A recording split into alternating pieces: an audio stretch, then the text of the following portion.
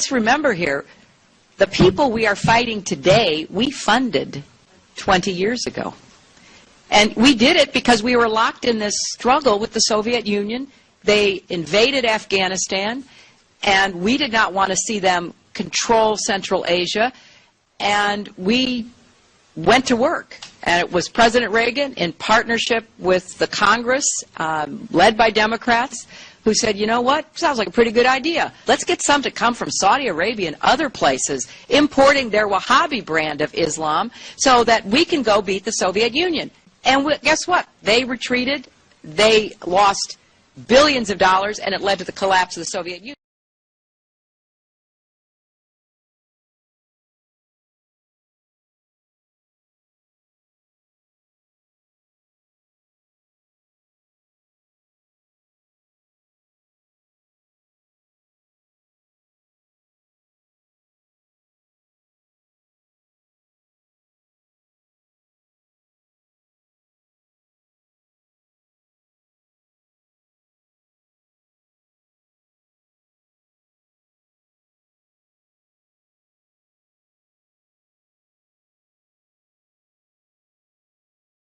کہ کافر کے خلاف امداد لینا یہ اختلافی مسئلہ ہے.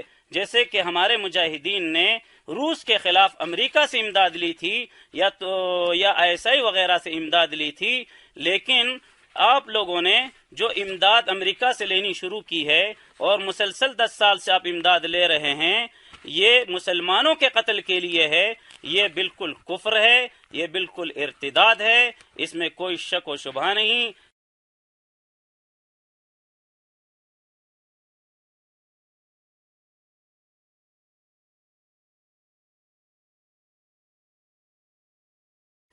اچھا یہ سنو، میں کئی بار یہ کہہ چکا ہوں کہ کافر سے امداد لینا کافر کے خلاف یہ ایک اختلافی مسئلہ ہے.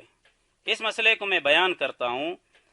مسئلہ یہ ہے کہ اگر کافر سے امداد لیا جائے اور اس میں یہ شبہ ہو کہ ملک فتح ہونے کے بعد کافروں کا قانون غالب آ جائے گا تو یہ امداد جائز نہیں ہے. لیکن اگر کافروں سے امداد لی جا رہی ہو اور یہ شبہ نہ ہو کہ کافروں سے امداد لینے کے بعد اور ملک فتح ہونے کے بعد کافروں کا قانون غالب نہیں آئے گا تو امداد لینا جائز ہے، اور اس پر علماء کے فتاوی موجود ہیں. اور رسول اللہ صلی اللہ علیہ وسلم کی سیرت میں دونوں طرح کی باتیں موجود ہیں.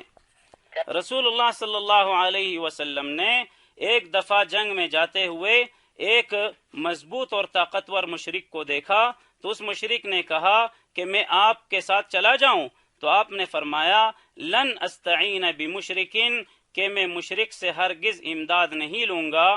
لیکن فتح مکہ کے موقع پر آپ نے صفوان بن امیہ جو کہ اس وقت مسلمان نہیں ہوئے تھے ان سے امداد لی تھی. اب چونکہ دونوں طرف کی حدیثیں موجود ہیں، یعنی کافر کے خلاف کافر سے امداد لینے کی حدیثیں جواز میں بھی موجود ہے اور عدم جواز میں بھی موجود ہے، اس لیے علماء کرام یہ فرماتے ہیں کہ جو آپ نے مشرک سے امداد نہ لینے کا فیصلہ کیا تھا اس وقت مسلمان کمزور تھے. غالباً یہ جنگ احد کا واقعہ ہے، لیکن فتح مکہ کے وقت آپ صلی اللہ علیہ وسلم طاقتور تھے. اس وقت یہ شبہ نہیں تھا، یہ شک نہیں تھا کہ کفار سے امداد لینے سے مسلمانوں کے قانون کو کوئی نقصان پہنچے گا. اس لیے شریعت میں فتویٰ یہ ہے کہ اگر کفار سے کفار کے خلاف امداد لینے سے اسلام کو اور شریعت کو نقصان نہ پہنچے تو ایسی امداد لینا جائز ہے، لیکن اگر نقصان پہنچے تو ایسی امداد لینا جائز نہیں ہے. اور ہم یہ سمجھتے ہیں کہ ہمارے اکابرین اور بزرگوں نے اس وقت یہی فیصلہ کیا تھا کہ امریکہ سے امداد لینے میں اور کافروں سے کافر کے خلاف امداد لینے میں نقصان نہیں پہنچے گا، اس لیے انہوں نے اس عمل کو اختیار کیا تھا. اس لیے ہم ان کے عمل کو صحیح سمجھتے ہیں، لیکن کفار سے مسلمانوں کے خلاف امداد لینے کے عمل کو کوئی بھی صحیح نہیں سمجھتا.